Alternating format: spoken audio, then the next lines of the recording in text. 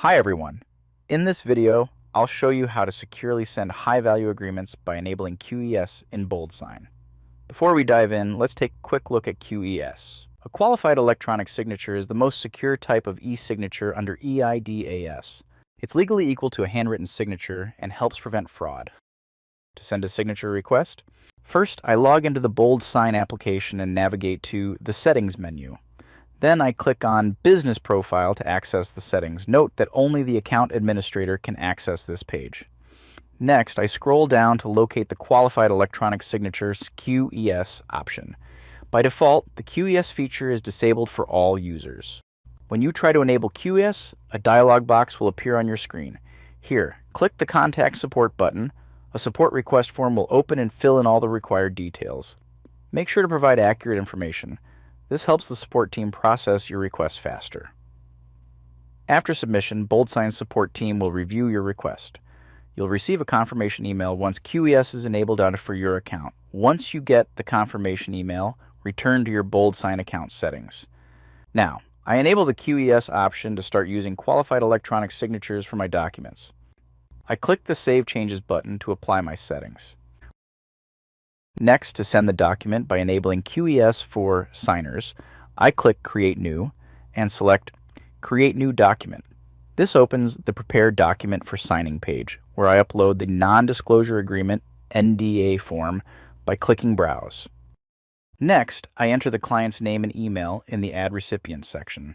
Then, I expand the signer settings where there is an option to enable Qualified Electronic Signature QES. Next, in the Document section, I add the document title and message.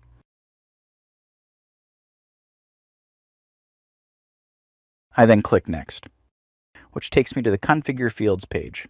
I add the required form fields by dragging and dropping them into their designated slots. Then, I review my changes and send the document for signatures.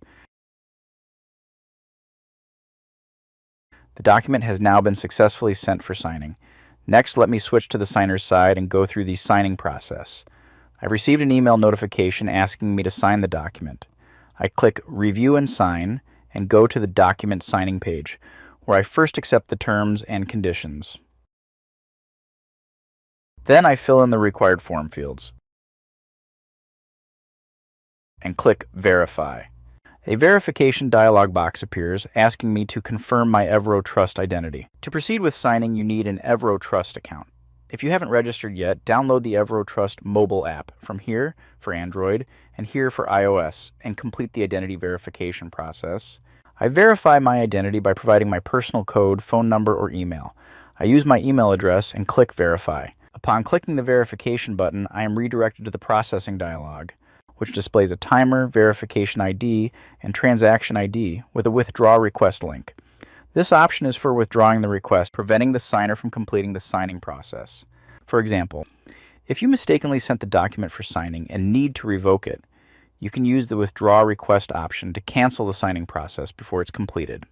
I've received a notification in the mobile app prompting me to sign the document.